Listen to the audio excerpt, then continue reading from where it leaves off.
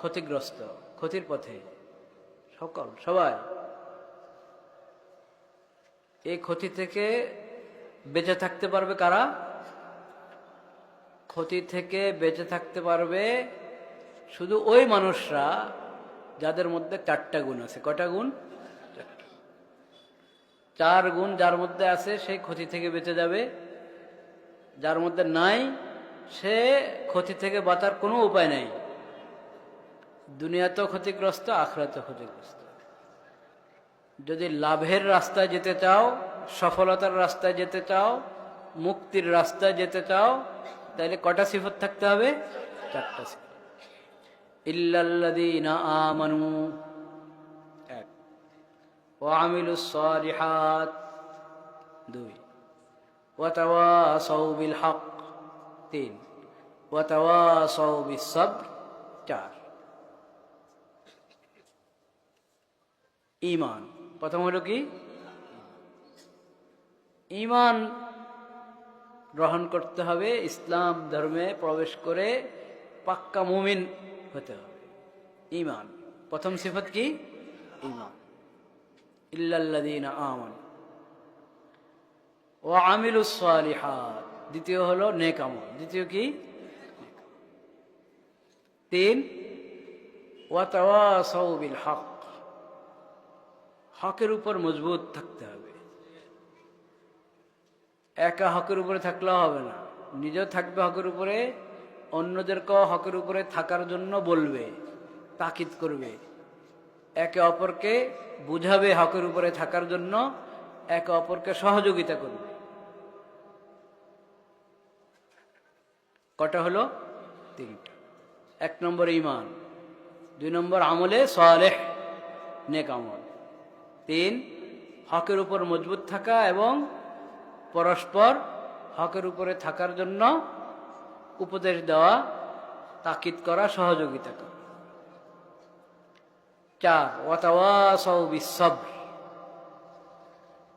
ঈমানের রাস্তায় থাকতে হলে, নেক আমলের উপরে নিয়মিত মজবুতির সাথে, দৃঢ়তার সাথে নেক আমল ধরে রাখতে হলে, হকের উপরে মজবুতির সাথে থাকতে হলে বিভিন্ন পেরেশানি আসে, কষ্ট আসে, বাধা আসে, বিভিন্ন অবস্থার সম্মুখীন হয় মানুষ, পরীক্ষার সম্মুখীন হয়। তখন হকের উপরে থাকা অনেক কষ্ট হয়ে যায়। এমন অবস্থায় ধৈর্যহারা হয়ে হক ছেড়ে দিলে হবে? তখনও কি করতে হবে? সবর ধরতে হবে, ধৈর্য ধরতে হবে, ধৈর্য ধরে হকের উপরে মজবুত থাকতে হবে। চতুর্থ গুণ হলো সবর। নিজেও সবর করবা, অন্যকে সবরের জন্য বলবা, সবর করতে তাকিদ করবা, যে অধৈর্য হয়ে হক ছাড়া যাবে না। যেমন হালাতের সম্মুখীন হই, হকের উপরে মজবুত থাকবো, সবরের সাথে থাকবো। তাহলে ঈমান, নেক আমল, হকের উপরে মজবুত থাকার জন্য একে অপরকে তাকিদ করা, সহযোগিতা করা, এবং সবর অবলম্বন করার জন্য নিজে সবর অবলম্বন করা, সবর অবলম্বন করার জন্য একে অপরকে তাকিদ করা এবং কি সহযোগিতা করা। এই 4টি গুণ যার মধ্যে থাকবে সে ক্ষতি থেকে বেঁচে যাবে, সে লাভবান। 4টি গুণ যার মধ্যে নাই সে ক্ষতিগ্রস্ত। এজন্য আমাদের সবাইকে এটার ফিকির করতে হবে যে আমি যেন মজবুত ঈমানওয়ালা হয়ে যাই। নেক আমলের প্রতি যত্নবান হতে হবে। নেক আমল কাকে বলে? নেক আমল কাকে বলে? একজন বলবেন নেক আমল কাকে বলে? ভালো আমল কি?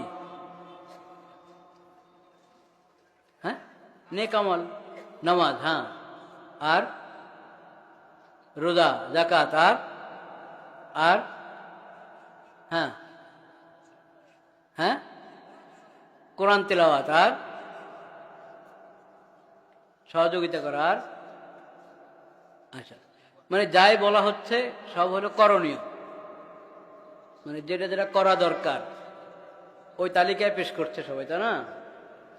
নেক আমল হলো করণীয়টা করা, বর্জনীয়টা বর্জন করা, দুইটা মিলে নেক আমল। যেগুলো করার ওগুলো করতে হবে, যেগুলো ছাড়ার ওগুলো ছাড়তে হবে। তাহলে নেক আমল হলো। করারগুলো করতে থাকলাম, ছাড়ারগুলো একটা ছাড়লাম না, এটা আধা নেক আমল হলো। নেক আমলের অর্ধেক হলো, অর্ধেক হলো না। নেক আমল বলা হয় করণীয়টা করা, বর্জনীয়টা বর্জন করা।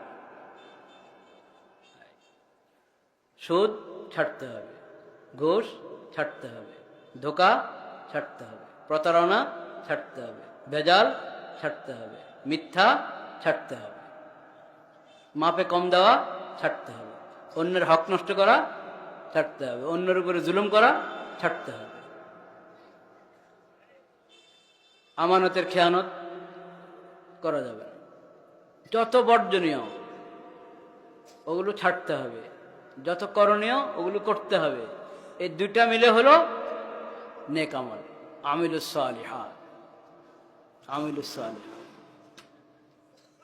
পর্দা করতে হবে, বেপর্দা হওয়া যাবে না। পর্দা করতে হবে, বেপর্দা হওয়া যাবে না। পর্দা শুধু মহিলাদের কাজ, তা না? হ্যাঁ, শুধু মহিলাদের? সবার উপর। পুরুষের জন্য পর্দা ফরজ, মহিলার জন্য কি পর্দা ফরজ। এটা তো আলেম ওলামার এলাকা, এখানে এই কথা বলারই দরকার না যে কার কার সঙ্গে পর্দা করতে হয়, বলার দরকার আছে না? আপনারা সব জানেন, সব জানেন। চাচির সাথে পর্দা আছে?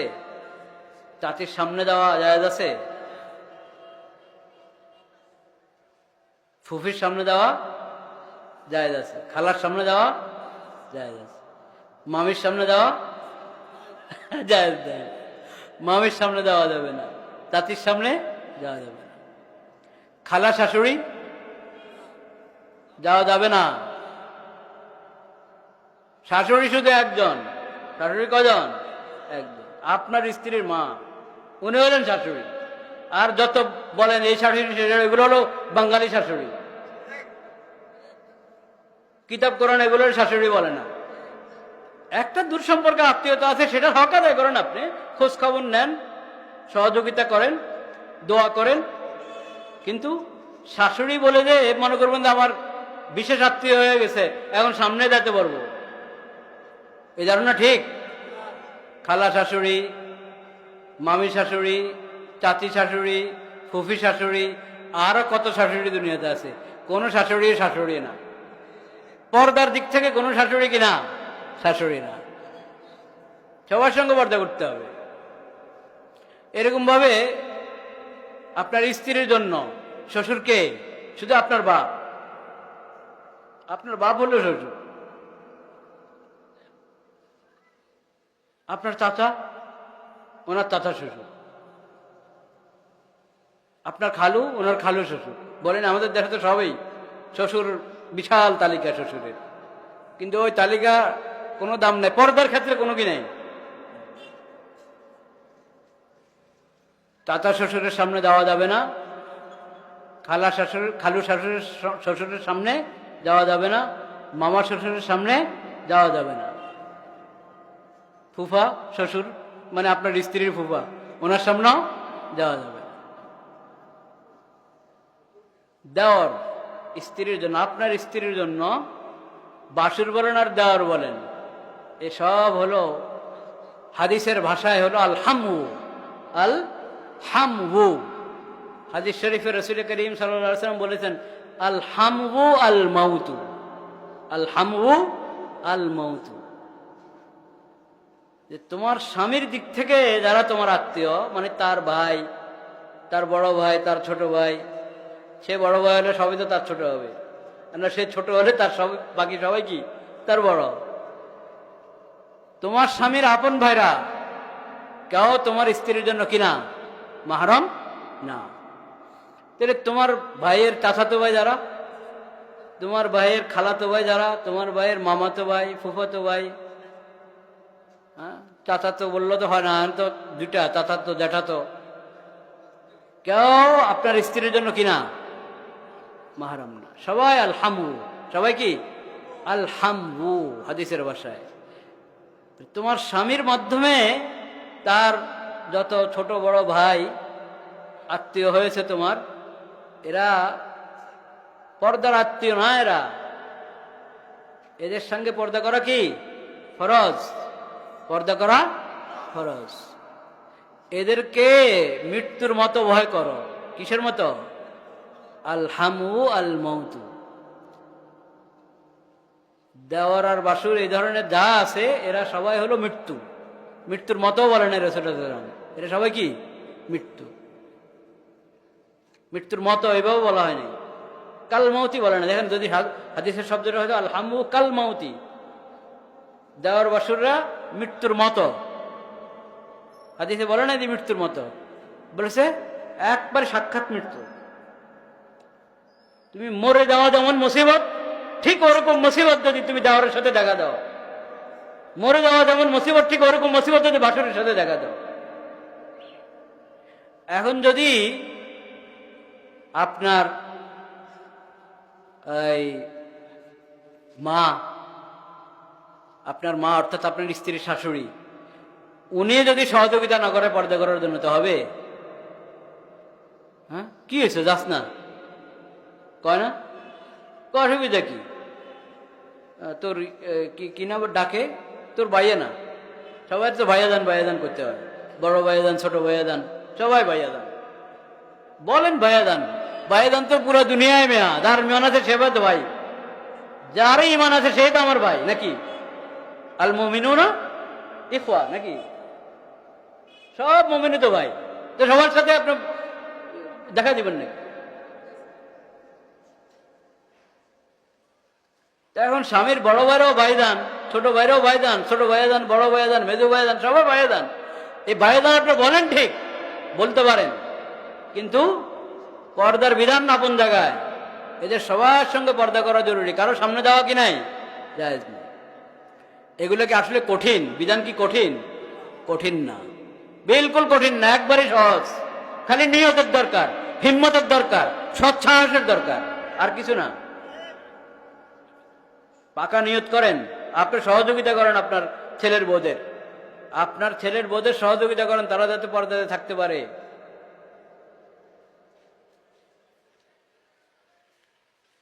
একবারই সহজ। বলবেন যে শাশুড়ি অনেক সময় অসুস্থ থাকে, তো এখন দেওরদেরকে কে খাবার আগায় দিবে? দেওরদেরকে আগায় দিতে হবে কেন খাবার?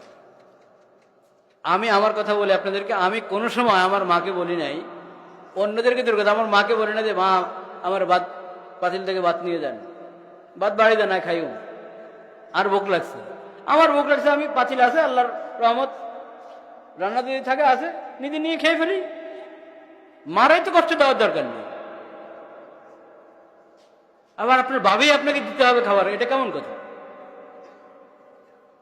ভাবি খাবার দিতে হবে কেন? আচ্ছা, তারপরও দেখেন শরীয়ত কিন্তু কঠিন করে নাই, শরীয়ত কঠিন করে না। আমি না বললাম যে দেওয়ার দরকার কি, কথা ঠিক, যৌক্তিক কথা, কিন্তু এরপরও সবার কি আর একরকম হয়নি। অনেকে চায় যে না, নিজে নিয়ে খেতে পারবো না, ওর দেওয়া হোক। তো এখন ওর মা আপনার অসুস্থ, দিতে পারছে না, তো ঘরে ভাবি আছে, ভাবি দিবে, তো ঠিক আছে ভাবি দেখ, ভাবি খাবার প্রস্তুত করে, দস্তরখান প্রস্তুত করে রান্না করে চলে যাক, আরেক কামরায় ওর কামরায় ঢুকে যাক, প্রস্তুত করে দস্তরখান বিছিয়ে গেছে, সে সরে গেল, বাস তুমি দাও, সালাম দিয়ে আওয়াজ করে সামনে দাও, দস্তরখান প্রস্তুত, তুমি খাও। আচ্ছা, আরেকটা আছে আতিনার কামরা, সামনের কামরায় বসে খাবা, তো মাঝের দরজাতে পর্দা লাগানো আছে, তো ঠেলে ঠেলে বাসনগুলো দাও ওইদিকে, পর্দার আড়াল থেকে বাসন পেলা দিয়ে দাও ওইদিকে, সে ওইদিকে বসে খাবে। মানে ইচ্ছা করলে সবই সহজ, শুধু নিয়তের দরকার।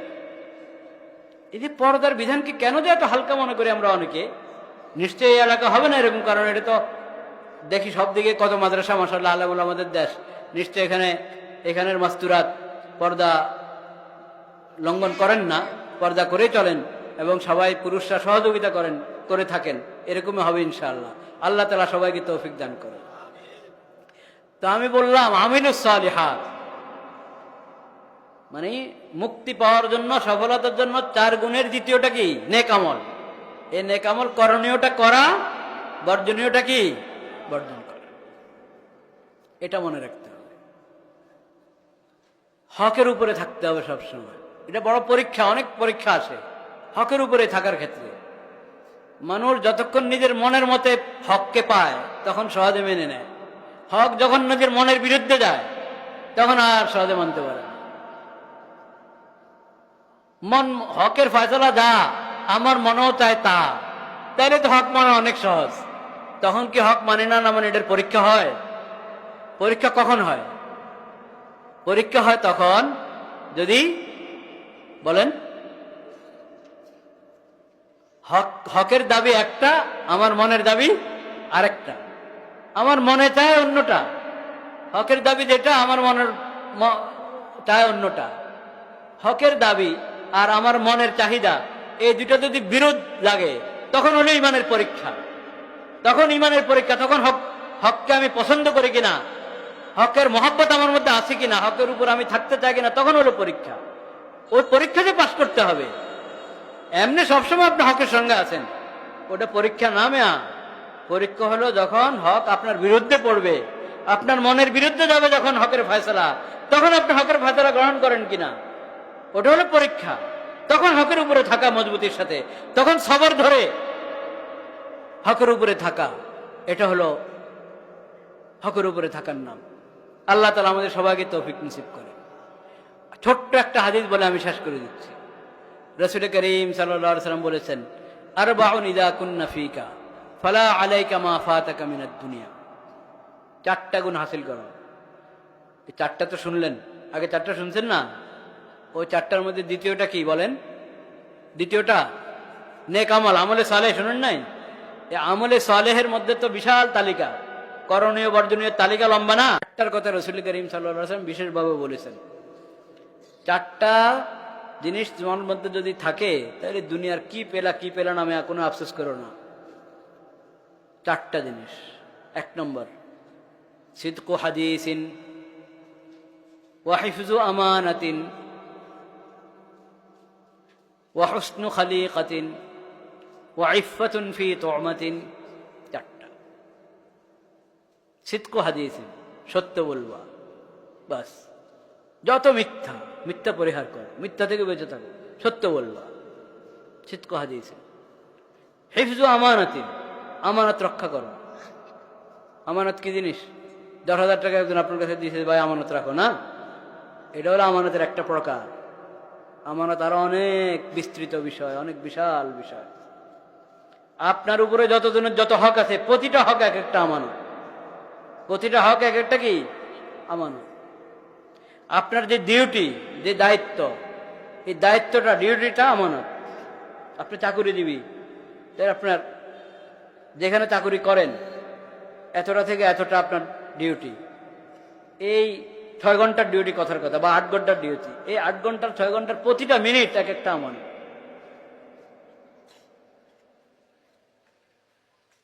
আমানত, সকল হক আমানত, সকল দায়িত্ব কি আমানত। এবং আমানত খালি জাগতিক বিষয় হয় না, দিনের বিষয়গুলো, এলমে দিন। একটা মাদ্রাসা আছে, একটা মসজিদ আছে, এই মাদ্রাসা আপনাদের হাতে আমানত, এই মসজিদটা আপনাদের হাতে আমানত। তবলিগের মেহনত আমানত। তবলিগের মেহনত নষ্ট হয়ে যাবে, ওটার মধ্যে মানুষ নতুন নতুন বেদাত ঢুকা ভিন্ন দল করবে, তবলিগ থেকে এক পক্ষ ভিন্ন হয়ে গেছে। হয়েছে আপনাদের এলাকা আছে? হ্যাঁ, আলহামদুলিল্লাহ, আলহামদুলিল্লাহ। এমনি তবলিগও হয়তো কম নাকি? তবলিগ আছে কি পরিমাণ সাথী এখানে? 3 জিল্লার সাথী কয়জন? চলে গেছে, নয় অনেক হতো। ঠিক আছে, 1 জিল্লার কতজন? মাশাআল্লাহ। ইজতেমাতে যাচ্ছেন কতজন? চলে গেছে। হ্যাঁ, ঠিক আছে, খুব ভালো। তো তবলিগের মেহনতটা একটা আমানত। এখানে বেদাত ঢুকা ভিন্ন কিছু লোক আলোক হয়ে নিজেদেরকে মূলধারার তবলিগ বলবে, হ্যাঁ, আর আপনারা ওটা সঙ্গ দিবেন, আমানতের খেয়ানত হবে, আমানতের খেয়ানত হবে। হ্যাঁ, প্রতিটা দিনই কাজ আমানত। রাসূল করিম সাল্লাল্লাহু আলাইহি ওয়াসাল্লাম বলছেন, দ্বিতীয় কথা, প্রথম কথা ছিল কি সত্য বলবা, দ্বিতীয় কথা আমানত আমানতের হেফাজত করবা, আমানতের যেন খেয়ানত না হয়, আমানত যেন নষ্ট না হয়, আমানতকে সবসময় সংরক্ষণ করবা।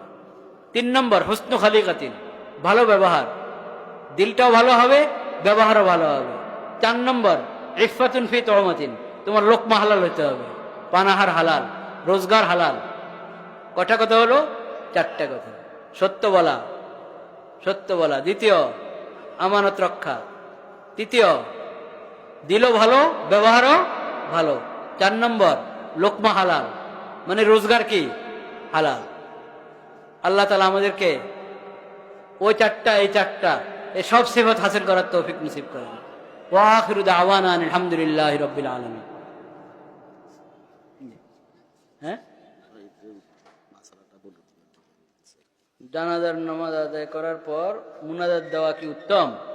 জানাজার নামাজটাই হলো আগাগোড়া দোয়া, বুঝছেন? জানাজার নামাজটা যারা বুঝে, জানাজার নামাজের মধ্যে প্রথম তাকবীরে পড়ে সানা, দ্বিতীয় তাকবীরে পড়ে কি দুরূদ শরীফ। এই সানা এবং দুরূদ শরীফ পড়া হয় দোয়া কবুল হওয়ার জন্য। তৃতীয় তাকবীর পরে দোয়াটাই পড়ে, আল্লাহুম্মা গফির লি হাইয়িনা ওয়া মাইয়িতিনা, এই দোয়ারও দোয়া আছে। চতুর্থ তাকবীর পরে সালাম ফিরে বলা। জানাজার নামাজ আগে গোড়া একটা দোয়া, বুঝছেন? জানাজা শেষ হলো, এখন তাড়াতাড়ি দফনের দিকে নিয়ে যাও, এখানে দোয়ার কোনো বিধান নেই। হ্যাঁ, আমার কি আমরা যে খাটিয়া কাঁধে নিয়ে 10 কদম করে 40 কদম ওনাকে তাহাজ্জুদ চললে, এটা হলো সবার শরীক হওয়ার জন্য আর কি, মানে সবাই যাতে খাটিয়া ধরতে পারে। খাটিয়া ধরার, লাশ কাঁধে করে নেওয়ার তো একটা ফজিলত আছে না, সওয়াব আছে না? ওই সওয়াব খালি 4 জনে নিবে নাকি? আরো লোক যাতে সওয়াব নিতে পারে সেজন্য কান বদল করে করে ধরান বদল করার জন্য এটা একটা পদ্ধতি কাউকে বলেছেন। এটাই হতে হবে, 10 কদম করে হতে হবে এমন কোনো কথা না। 10 কদম করে হলে কোনো মানা নাই, কিন্তু 10 কদম করে হতেই হবে এটা কোনো জরুরি কিছু না। বাকি স্থানীয় ওলামায়ে কেরাম যারা, শুনেন মাসালার ব্যাপার আমার একটা কথা হলো, স্থানীয় ওলামায়ে কেরামের কাছে মাসালা জিজ্ঞেস করুন। আপনি যেখানে আছেন সেখানে ওলামায়ে হাক্কানি নিশ্চয় আছেন, তাদের কাছে মাসালা জিজ্ঞেস করা হলো নিয়ম। এইগুলা বুঝি মানুষ বুঝে না, এটা কোনো কথা নাকি?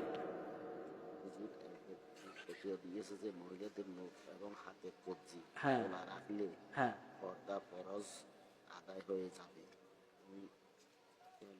ও মানে মহিলাদের চেহারা যদি খোলা রাখে এবং হাত যদি দোনো হাত কবজি পর্যন্ত খোলা রাখে, এটা পর্দার ক্ষতি হবে না, তা এটা হলো নমাজ। নমাজ, আরে ঘরে যখন মহিলারা একা একা নামাজ পড়ে না, নমাজের সময় তো পুরো শরীর ঢাকে, কিন্তু শুধু চেহারা খোলা রাখার কি আছে, অনুমতি আছে না চেহারাটা নমাজের মধ্যে? নমাজের মশলা নিয়ে মানুষ পর্দার মশলাতে লাগাই দিচ্ছে, আর কিছু না। পর্দার মশলা ভিন্ন, নমাজের মশলা ভিন্ন। নমাজের মধ্যে কি পরিমাণ ঢাকবে সেটার মধ্যে চেহারার কথা আছে, হাতের কথা, এটা খোলা থাকতে পারে। আর যেটা পর্দার মশলা, সেটার মধ্যে তো চেহারাই তো মূল ঢাকার জিনিস। দোয়া মুরব্বীরা করেন নাকি? হ্যাঁ, আচ্ছা, তো আমরা হ্যাঁ, ও আযানের পরে দোয়া আছে, আল্লাহুম্মা রাব্বা হাযিহিদ দাওয়াতিত তাম্মাহ ওয়াস সালাতিল কায়িমা আতি মুহাম্মাদিন ওয়াসিলা ওয়াল ফাযিলা ওয়া বা'সু মাকামান মাহমুদান আল্লাযী ওয়া'আদতা ইন্নাকা লা তুখলিফুল মিয়াদ। আগে দুরূদ শরীফ পড়বেন, পরে এই দোয়া পড়বেন।